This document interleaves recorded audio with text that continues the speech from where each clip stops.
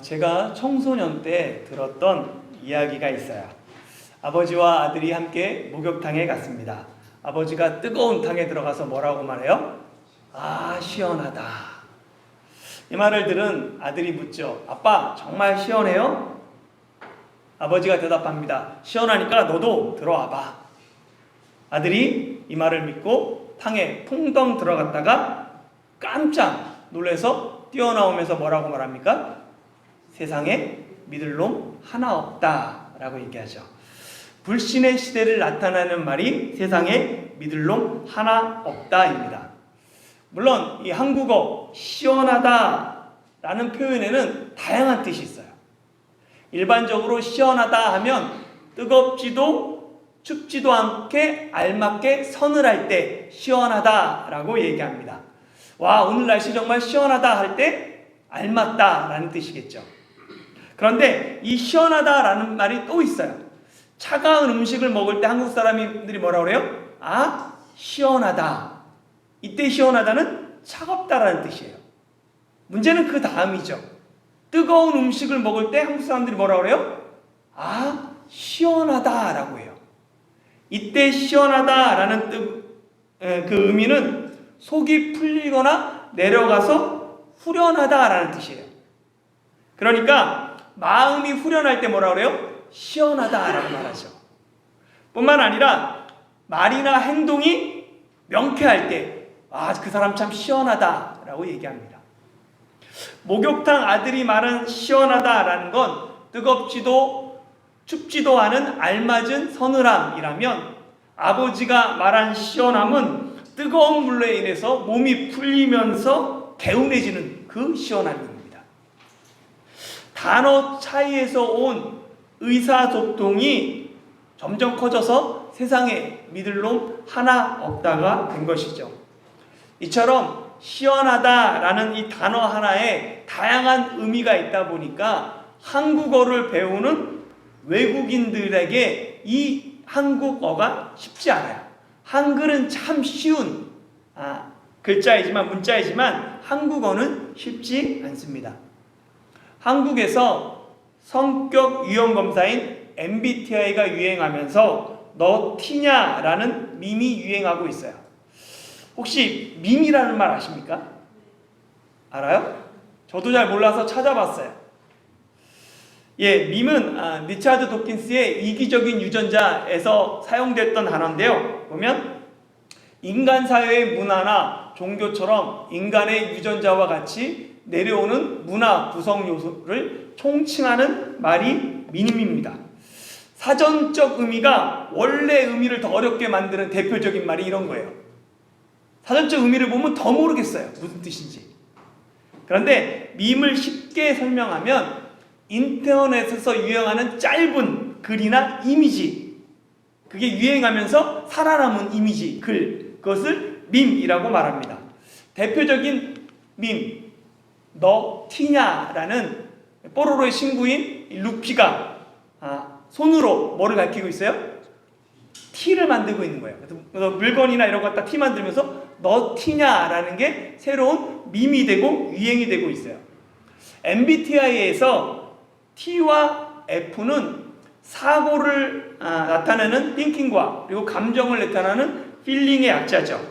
이 T와 F는 정보를 수집하고 결정할 때 주기능, 판단 기능의 차이예요.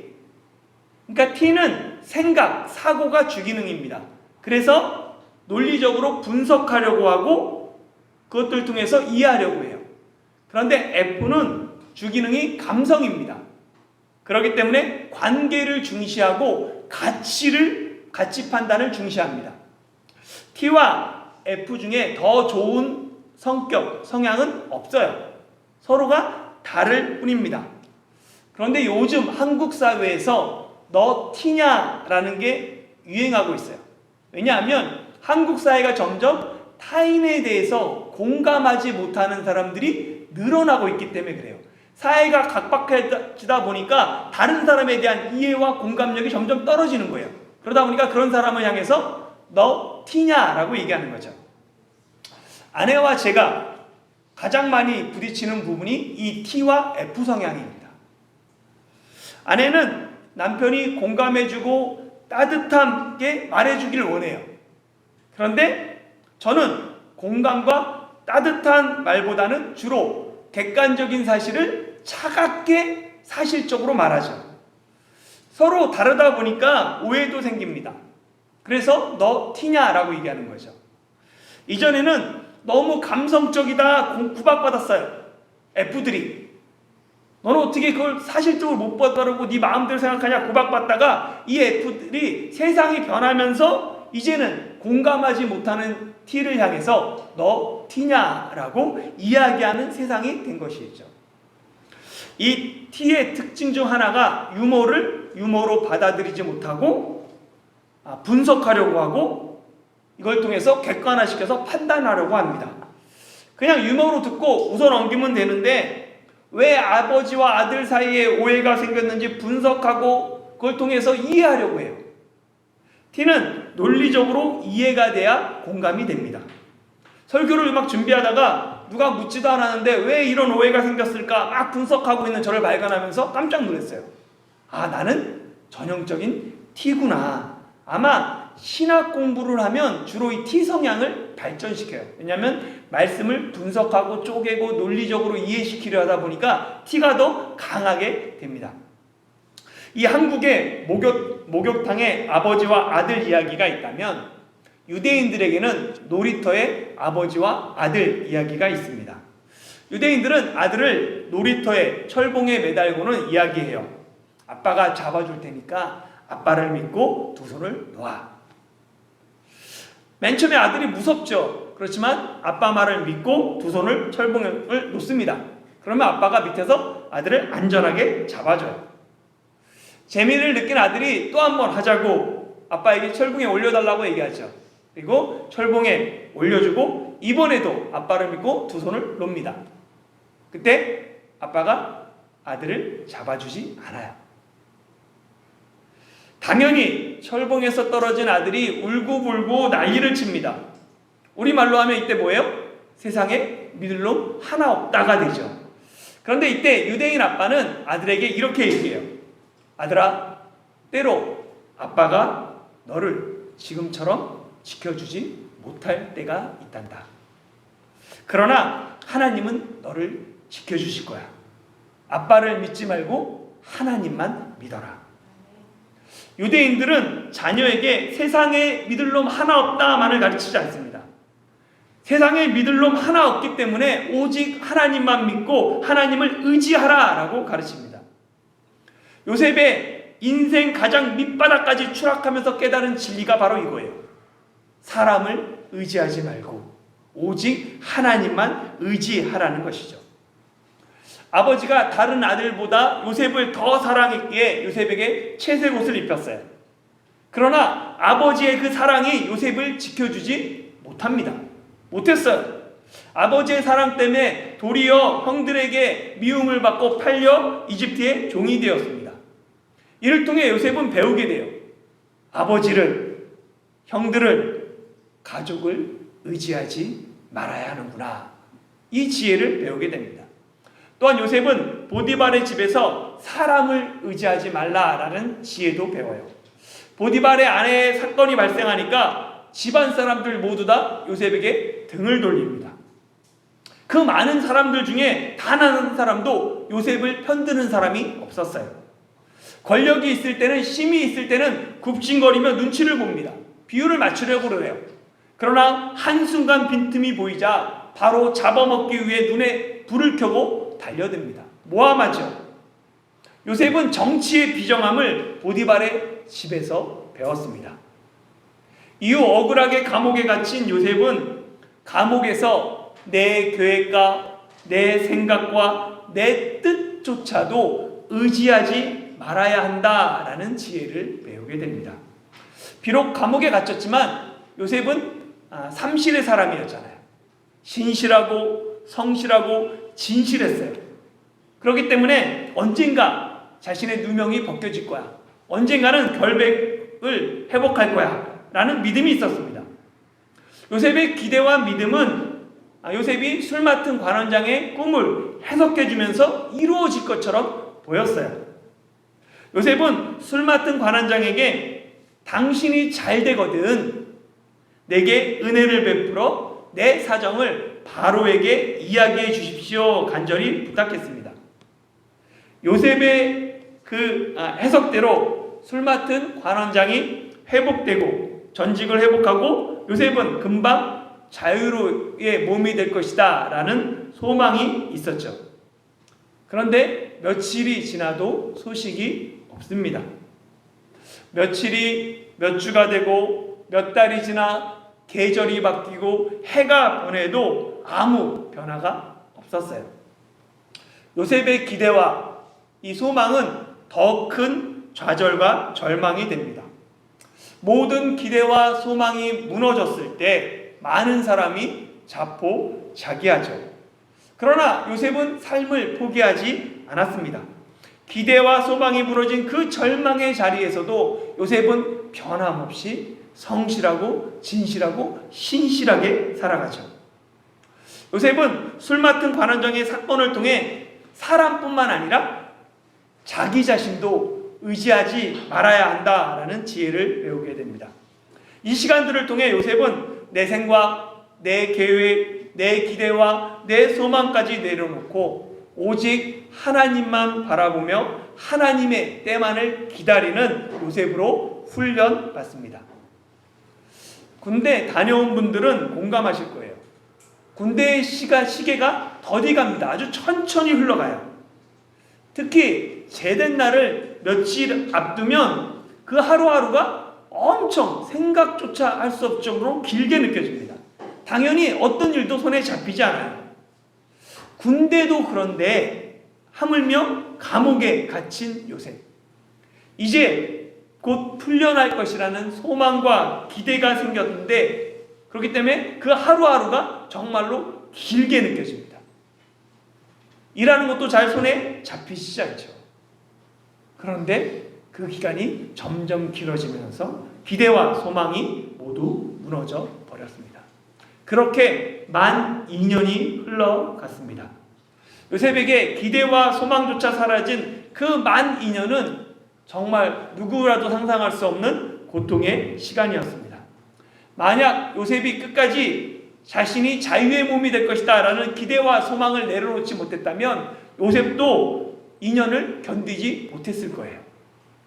자신을 잊어버린 술 맡은 관원장을 원망하며 보디발과 그 집사람들을 원망하며 형들을 원망하며 아버지를 원망하며 하나님까지 원망하며 절망뿐인 감옥의 삶을 견디지 못하고 스스로 삶을 포기했을 것입니다. 그러나 너무나도 절망적인 이 만 2년의 세월이 요셉에게 있어서는 반드시 필요한 시간이었습니다. 만약 요셉이 원하는 대로 전직을 회복한 술 맡은 관원장이 힘을 써서 요셉 이야기를 파라오에게 전해가지고 요셉이 감옥에서 풀려났다면 요셉은 파라오의 꿈과 마주하지 못합니다. 술 맡은 관원장이 요셉을 잊었기 때문에 요셉이 파라오 앞에 설 수 있었습니다. 우리는 하나님이 빨리 내 기도에 응답하시기를 원해요. 그러나 내 때가 아닌 하나님의 때가 있습니다. 내가 원하고 바라고 기도하지만 응답의 때는 하나님께 달려 있습니다. 하나님의 때가 언제인지 아십니까? 내가 아무것도 의지할 것이 없을 때, 오직 하나님밖에 의지할 것이 없어서 두 손 들고 하나님 앞에 나올 때가 하나님의 때입니다. 내 상황이 점점 어려워지면 하나님의 때가 의심돼요. 그러나 그때가 더 하나님의 때에 가까워지고 있는 것입니다. 그때가 바로 하나님이 일하실 때예요. 그래서 찬양의 가사처럼 날이 어두워질 때, 아무도 없는 빈들에서 홀로 걸을 때, 그때가 바로 하나님의 때입니다. 하나님은 철저하게 요셉을 하나님의 때까지 낮아지게 하셨습니다. 만 2년이라는 시간을 통해 요셉은 자기 계획과 생각까지도 내려놓고 철저하게 하나님만 의지하는 하나님의 사람으로 준비됩니다. 하나님이 요셉을 훈련시키시고 하나님의 도구로 준비시키는 그 방법이 고난인 거예요. 그래서 고난은 나를 넘어지게 하고 나를 무너뜨리려는 시험이 아니라 나를 연단해서 강하게 만들기 위한 하나님의 훈련의 자리입니다. 하나님은 고난을 통해 우리를 하나님의 도구로 빚어 가십니다. 하나님께 쓰임받은 모든 사람들은 이 고난을 통과한 사람들이에요. 그리고 이 고난 중에 있는 사람들이 기억해야 될 것은 이 고난은 절대 영원하지 않습니다. 고난은 잠깐 내리는 소나기와 같아요. 고난 중에 그래서 주저앉거나 포기하지 말아야 합니다. 고난에는 끝이 있어요. 그래서 고난 중에 기억하고 붙들어야 될 하나님의 말씀 중에 예레미야 29장의 말씀이 있습니다. 29장 11절에서 13절 말씀 같이 한번 읽어볼까요? 시작. 여호와의 말씀이니라. 너희를 향한 나의 생각을 내가 아나니 평안이요 재앙이 아니니라. 너희에게 미래와 희망을 주는 것입니다. 너희가 내게 부르짖으며 내게 와서 기도하면 내가 너희들의 기도를 들을 것이요 너희가 온 마음으로 나를 구하면 나를 찾을 것이요 나를 만나리라. 아멘. 이 말씀은 예레미야 선지자가 바벨론의 포로로 잡혀있는 유대인들에게 쓴 편지의 내용 중 일부입니다. 예레미야는 예루살렘에서 바벨론의 포로로 끌려간 유대인들에 향해서 뭐라고 얘기하냐면 너희들이 지금 바벨론 포로로 있는 그것은 재앙이 아니라 오히려 평안이다 라고 얘기하는 거예요. 그 사람들에게는 받아들이기 힘든 말씀인 거죠. 나라가 망하고 포로로 잡혀 있는데 이게 재앙이 아니라고? 이게 평안이라고? 그러면서 예레미야가 하는 말은 왜냐하면 너희들의 그 포로 생활이 영원할 것이 아니기 때문이다. 70년이 되면 돌아올 것이다. 그렇기 때문에 이것은 바벨론 포로는 죄에 대한 벌이 아니라 너희를 연단하고 너희의 신앙을 성숙하기 위한 하나님의 고난이고 너희들이 통과해야 될 과정이다라고 말하는 거예요. 유대인들은 바벨론의 포로가 재앙이 아니다. 그리고 하나님의 평안이다. 받아들이기 쉽지 않았어요. 그렇지만 내가 내 자신을 돌아보며 죄를 회개하며 하나님과의 관계를 새롭게 한다면 그것이 재앙이 아니구나. 오히려 그것이 축복의 자리구나 라는 예레미야의 그 말을 듣게 된 것이죠. 그렇게 예레미야는 하나님이 준비하신 미래와 희망을 기대하며 하나님께 전심으로 온 마음을 다해 기도해라. 하나님을 만나야 된다라고 얘기합니다. 재앙의 자리 같은 그 자리 가운데서도 하나님을 찾으며 하나님을 기억하며 하나님을 만난다면 그것이 오히려 평안이다 라고 이야기합니다. 우리를 향한 하나님의 생각도 마찬가지예요. 재앙이 아니라 평안입니다. 절망적인 삶의 자리에 있을지라도 그곳에서 하나님이 우리에게 미래와 희망을 약속하셨어요. 그 약속을 붙잡고 하나님께 간절히 기도하십시오. 하나님께서 그 기도를 들으시고 때가 되면 우리를 만나주시고 우리를 높여주실 것입니다. 고난은 우리를 하나님만 의지하는 빈 그릇으로 만들어가는 하나님의 방법입니다. 고난 끝에, 절망의 끝에서 요셉은 파라오의 꿈과 마주하게 됩니다. 파라오의 꿈은 요셉의 인생을 결정지은 3번의 꿈 중에 마지막 꿈입니다. 파라오는 이집트의 통치자에 대한 일반적인 이름이고 이 파라오의 꿈은 보면 요셉이 앞에서 마주했던 2번의 꿈처럼 두 쌍이 한 꿈으로 이루어진 꿈입니다. 첫 번째 꿈은 파라오가 나일 강가에 서 있는데 아름답고 살찐 7 암소가 강가에서 올라오죠. 그 뒤에 흉하고 파리한 다른 7 암소가 강가에서 올라오더니 그 흉하고 파리한 소가 살찐 암소를 잡아먹는 꿈입니다. 그리고 이어지는 2번째 꿈은 한 줄기에 무성하고 충실한 7 이삭이 나오고 그 뒤를 이어서 가늘고 동풍에 마른 7 이삭이 나오더니 그 가는 7 이삭이 무성하고 충실한 7 이삭을 삼키는 꿈입니다. 파라오는 이 연속된 두 꿈을 통해서 이게 흔한 꿈이 아니라 나라의 운명을 예고하는 중요한 꿈이라는 것을 알게 돼요. 그래서 꿈에서 깬 이 파라오는 이집트의 점술가들과 현인들을 모두 부릅니다. 그리고 꿈 이야기를 해요. 그런데 아무도 파라오의 꿈을 해석하는 사람이 없었습니다. 그때 꿈으로 번민하는 파라오에게 술 맡은 관원장이 2년 전 이야기를 꺼냅니다. 파라오께서 자신들에게 노했을 때 자신과 떡 굽는 관원장이 똑같이 친위대장의 집에 갇혔었고, 어느 날 밤에 똑같이 꿈을 꿨는데 그 꿈을 히브리 청년이 해석해 주었고 그 해석대로 되었다라고 말합니다.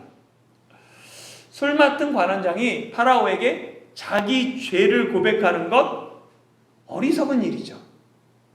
굳이 술 맡은 관원장이 2년 동안 까맣게 잊고 있었던 요셉의 이야기를 파라오에게 전할 필요가 없습니다. 파라오에게 요셉을 추천하는 것, 술 맡은 관원장에게 전혀 득이 되지 않아요. 만일 요셉이 꿈을 해석하지 못하면 요셉을 추천한 자신도 난처한 입장이 됩니다. 혹 요셉이 꿈을 해석했다고 해도 만 2년이나 요셉을 잊어버린 자신에게 그 불똥이 어떻게 튈지도 모르죠. 무엇보다 술 맡은 관원장이 나서지 않아도, 아무 말 안 해도 뭐라고 할 사람이 아무도 없는 상황이에요. 반대로 요셉을 추천하기 위해서는 자신의 부끄러운 과거, 자신의 믿음 없음, 신이 없음을 드러내야 하는 상황입니다.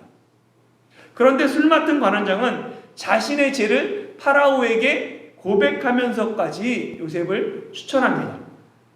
왜 술 맡은 관원장은 자신의 잘못을 밝히면서까지 요셉을 추천할까요?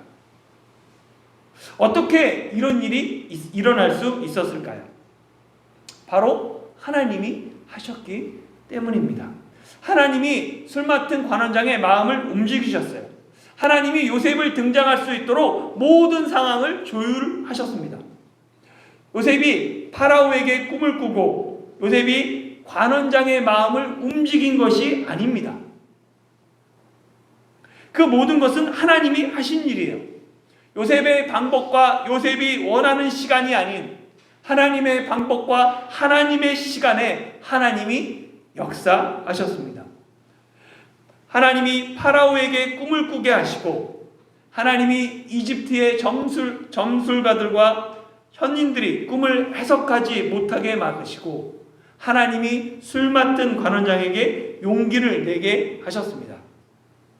사실 이 파라오의 꿈을 좀 곰곰하게 묵상해 보면 그렇게 어려운 해석이 아니에요.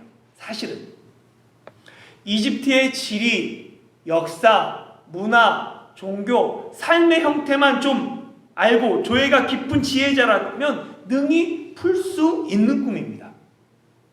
첫 번째, 파라오가 꾼 그 꿈의 배경은 나일강이에요. 나일강을 이집트의 젖줄이라고 부르죠. 나일강은 보면 아프리카 동부에 저기 보면 여기 보면 그 빅토리아 호에서 시작되고, 또 하나는 이집트의 고원인 타나오에서 발안해서 지중해까지 쭉 흘러가는, 이렇게 쭉 흘러서 지중해로 이집트를 통과해서 흘러가는 세계에서 가장 긴 강의 타이틀 갖고 있는 강 중에 하나예요. 아마존하고 이 나일강이 가장 길다. 어느 게 더 긴지는 학자마다 다릅니다. 이집트가 세계 4대 문명의 발상지가 될 수 있었던 이유, 나일강 때문입니다. 이집트가 주변에 비해서 농업이 발달할 수 있었던 이유가 주기적으로 이 나일강이 범람하기 때문에 그래요. 그래서 원래 보면 메마른 땅이고 건조한 땅인데 나일강이 계속해서 범람함으로 말미암아 그 땅을 비옥하게 만듭니다. 그래서 거기서 농사가 가능했어요. 이집트의 한 해 농사는 나일강에 의해서, 그것이 어떻게 범람하냐에 따라서 결정될 정도로 나일강은 이집트인의 생명의 줄이었습니다. 그렇기 때문에 파라오가 나일 강가에 서 있는 꿈, 이집트의 생명과 관련된 꿈이고 특히 농사와 관련된 꿈이었던 거죠. 이집트의 주신은 오시리스입니다. 이 오시리스는 상징은 숫소예요. 그리고 동생이자 아내였던 달의 여신 이시스의 상징은 암소입니다. 그래서 이집트인들은 오시리스가 농사법을 개발했다라고 믿어요. 생각해요. 그리고 그 아내인 이시스가 농사의 소출을 관장한다라고 생각합니다. 그래서 이집트인들에게 암소라고 하면 여신 이시스의 상징일 뿐만 아니라 농사와 땅의 그 소출을 상징하는 대표적인 가축으로 이해했어요. 그렇게 아름답고, 그러니까 보기 좋고 살찐 7 암소가 나일강에서 올라왔다 하는 것은 나일강이 범람해서 농사가 잘 되고 풍년이 들 것이다 라는 그런 예고다라고 해석할 수 있었죠. 나일강 암소와 짝을 이루는 파라오의 두 번째 꿈에 등장하는 것이 뭐냐면 이삭이죠. 이삭은 암소보다 더 농사와 관련되어 있습니다. 관련이 깊습니다. 이집트의 대표적인 농작물이 벼예요. 그러니까 첫 번째 암소가 농사를 상징한다면 두 번째 꿈 이삭은 직접적으로 농사를 의미합니다. 무성하고 충실한 이삭은 풍년을 의미하고, 가늘고 동풍에 마른 이삭은 흉년을 의미합니다. 특히 이집트에서 동풍은 지도를 보면 사우디아라비아 사막에서 동쪽에 있잖아요. 그러니까 그쪽에서 불어오는, 사막에서 불어오는 건조한 열풍입니다. 거칠고 건조한 이 사막의 열풍이 불면 농작물이 황폐하게 되죠. 반복적으로 이 점층적인 파라오의 두 번의 꿈은 명확하게 이집트의 풍년과 흉년을 예고합니다. 특히 꿈에서 흉하고 파리한 소가 아름답고 살찐 소를 먹고 가는 이삭이 무성하고 충실한 이삭을 삼키는 장면은 뒤의 흉년이 앞에 풍년을 잡아먹고 삼킬 것이다.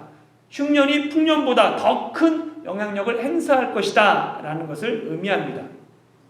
이 정도 꿈은 사실 이집트의 지혜자들이 해석해야 돼요. 그런데 그 누구도 파라오의 꿈을 해석하지 못했습니다. 왜 그렇습니까? 하나님이 그들의 눈을 가리시고 그들의 지혜를 막으셨기 때문입니다. 하나님은 이집트의 지혜자들의 입은 막으시고 술 맡은 관원장의 입은 열게 하셨습니다. 오늘 본문은 하나님이 요셉의 시간과 요셉이 원하는 방법이 아닌 하나님의 시간과 하나님의 방법대로 역사하셨음을 보여줍니다. 만약 요셉의 계획대로 요셉이 누명을 벗고 석방되었다면 하나님의 역사는 이루어지지 않았을 것입니다. 만 2년의 기다림이 있었기에 파라오가 꿈을 꾸고 그 꿈을 지혜자들이 해석하지 못하고 술 맡은 관원장이 파라오에게 요셉을 추천하고 요셉이 드디어 파라오 앞에 서게 됩니다. 사랑하는 성도 여러분, 하나님의 뜻은 하나님의 때에 하나님의 방법대로 이루어집니다. 모든 일에는 기한이 있고 천하에는 다 때가 있습니다. 그리고 그 때와 기한을 주관하는 분이 하나님이십니다. 하나님의 때와 방법을 기다리는 시간들이 인간의 시각으로 보면 답답합니다. 낙심이 되죠. 때로는 분노가 되고 절망밖에 보이지 않습니다. 그러나 요셉의 인생에서 단 한 사건도 우연이 아닌 것처럼 우리 인생에서도 단 하나의 우연도 없습니다. 인생의 고난과 역경 앞에서 사람을 의지하거나 또는 자기 지혜와 힘을 의지하지 말고 하나님의 때와 방법을 신뢰하십시오. 때가 되면 하나님이 여러분들을 높일 것입니다. 하나님의 때를 믿으며 하나님만 의지하는 저와 여러분들이 되시길 예수님의 이름으로 축원합니다.